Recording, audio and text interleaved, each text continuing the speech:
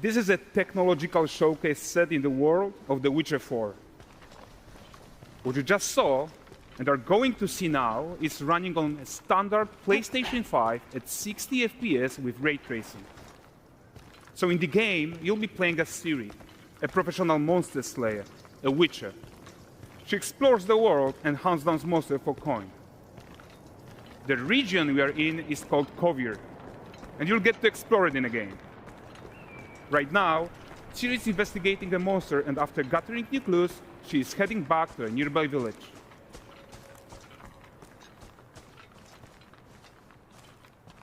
All right, everyone, meet Kelpie. Let weeds be weeds, Kelpie. So just like Geralt had Roach, Ciri has her own loyal companion. We return to town. These two characters need to feel like one. Since you're gonna explore the world on horseback, riding needs to feel seamless, natural, and just fun. Yeah, and to support that, we're introducing multi-character motion matching in Unreal. So Ciri and Kelpie, they're perfectly synchronized when mounting from any angle and speed. And we also support root motion movement on Kelpie, so controlling her feels realistic and grounded. And there are also some really nice improvements to our Unreal Chaos Flesh Solver and these machine-learned deformations. So you've got realistic muscles moving and stretching under Kelpie's skin without compromising the performance there.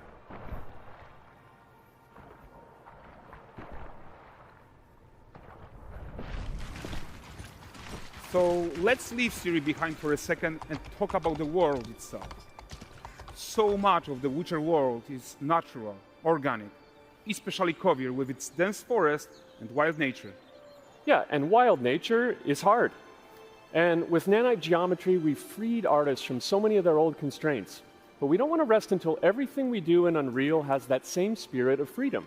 There's always more work to do. And foliage is a huge piece of that puzzle. So we are excited to introduce nanite foliage. And in order to achieve gorgeous foliage density everywhere, while still being memory efficient, fast to render, we believe that a new idea was needed. So instead of the same card approach we've been using for the past 20 years, artists should be free to take a nanite approach to foliage, modeling every single leaf and pine needle. And the old LOD tricks of the past, they needed a complete rethink.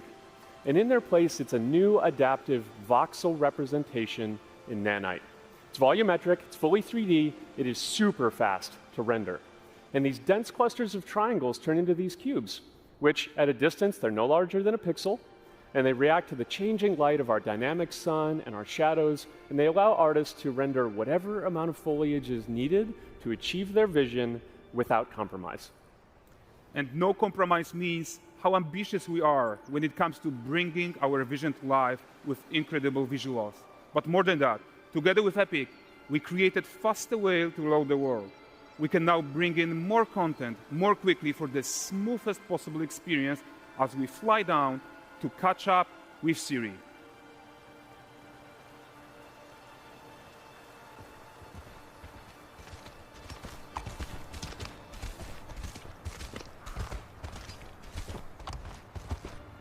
Welcome to Valdrest. So Valdrest is a port town, a hub for fishing, trade, and mining. It's one of those places where you can meet shady characters or overhear gossip from other lands. It's also where Ciri took on her current contract. High-tech, let's leave Kelpie here and explore the marketplace and food. I'm so excited we can finally show you some of this stuff. Let's see what Valdrest has to offer. Bugger. Not her again. Not even at the Land Exeter Fair! Now, 9 gazes while I present him with a fish. For the furry rascal will often wait, and the fair's wait grants good fortune. More than me.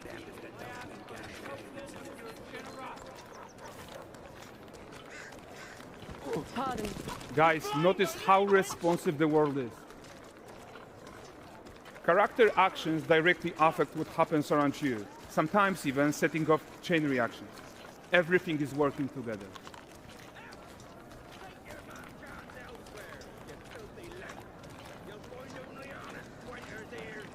Oh, look at this poor gentleman being taught how to fly by an angry innkeeper. That's what happens when you cheat at Gwent. Last of it, is it?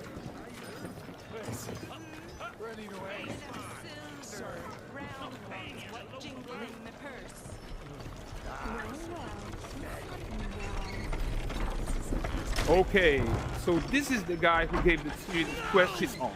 Like you probably suspect, he has his own agenda in all of this.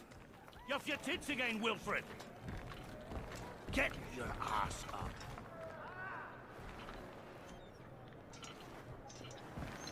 A typical day's toil. Who in? With Triss. What news of my wagons? No eternity is taking that damn salt to arrive. I found them. And, well, suffice to say, they'll not reach you. As for the salt, I found not one speck.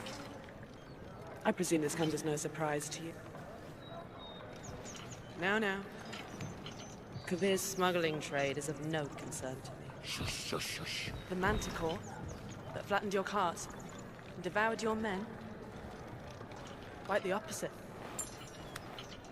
Manticore? No, them winged hellspawn dwell in the arse end of Creighton. While Ciri decides what to do about that merchant, let's take a look at the character technology that powers this marketplace.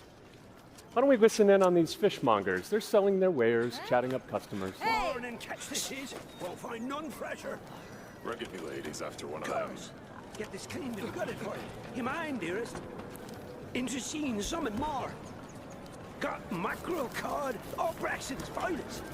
And there is tons of tech to play here, even in this simple market stall. Metahuman tools, improved Unreal smart objects, chaos cloth, and more. Yeah, and all of this exists to make sure that the gap in quality between Ciri and NPCs is as small as possible. Yeah, and closing that gap, it's not just about fidelity, right, but also authenticity. They should react to changes in the world around them. But the prisoner in pillory isn't exciting enough for Valdres. Let's grab everyone's attention with a circus.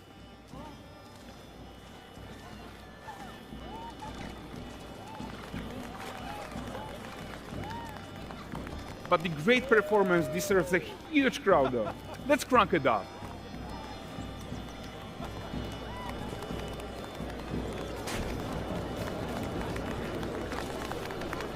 So you are seeing tons of optimizations here to many of Unreal's systems, including an entirely new Unreal animation framework, allowing us to fit easily in our 60 FPS budget, not just in rendering, but also with room to spare on the game thread. Over 300 animated skeletal mesh agents all going about their business. And the whole point is to leave breathing room for developers like you to introduce the gameplay and the systems that your players expect, empowering you to make your worlds come to life without Unreal standing in your way. You are right. And that's the open world RPG that we're making. But before we wrap up, how about one final check-in with Ciri?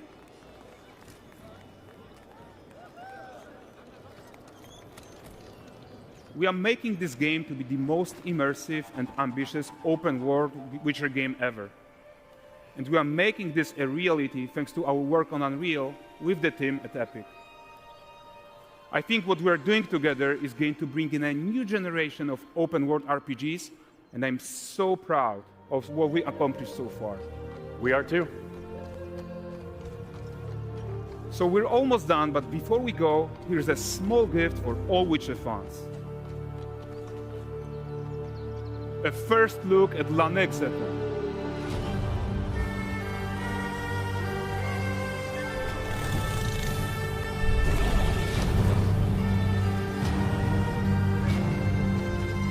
Onward, Kelpie. We've worked.